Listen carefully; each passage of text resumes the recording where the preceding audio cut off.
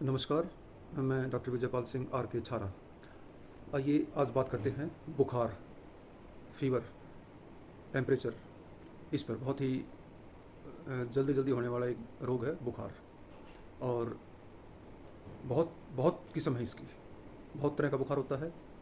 लेकिन जो सबसे ज़रूरी बात है, हमें बुखार के बारे में जान लेना ज़रूरी है कि अगर रात को हमें बुखार आ जाए, हमारे पास कोई मेडिकल एड, मेडिकल सुविधा नहीं है, तो उस वक्त हम क्या करें। बुखार में सबसे ज़्यादा ज़रूरी है बुखार को कम करना, बुखार को उतारना। देखिए, बुखार की एक साधारण कॉमन सी एक दवाई है पैरासीटामोल। कई नामों से मिलती हैं, आप घर में भी रख सकते हैं। और जिन्हें इसकी एलर्जी है उन्हें तो ये लेना नहीं। बाकी बुखार होने पर ये एकदम ले लेनी चाहिए ताकि बुखार तेज़ ना चढ़े। और बुखार का सबसे अच्छा इलाज है, सबसे बढ़िया बुखार उतारने का, हाइड्रोथेरेपी, अर्थात पानी से बुखार को उतारना। पानी की पट्टियाँ, ठंडे पानी की पट्टियाँ सिर पे रखना, और हाथों में, पैरों में, पेट पर पट्टियाँ रखना पानी की, बर्फ़ की। उससे बुखार की जो कॉम्प्लिकेशन है, बुखार का तेज़ होना, ये नहीं हो पाता।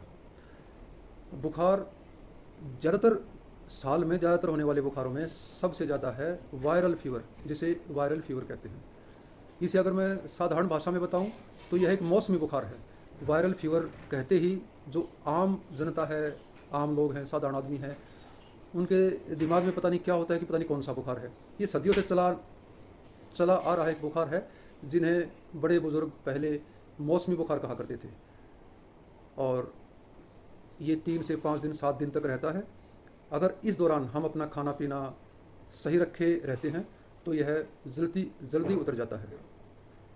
बुखार में बस इतना ही ध्यान रखना है, हमें अपने शरीर का हाइड्रेशन मेंटेन रखना है, पानी की कमी ना हो जाए। खान पान दुरुस्त रखना है, हमें फल खाने हैं, सलाद खानी है, सुपाच्य सब्जियां और दाल, खिचड़ी, ये खाना होता है। नारियल का पानी लेना है, दूध ज़्यादा पीना है।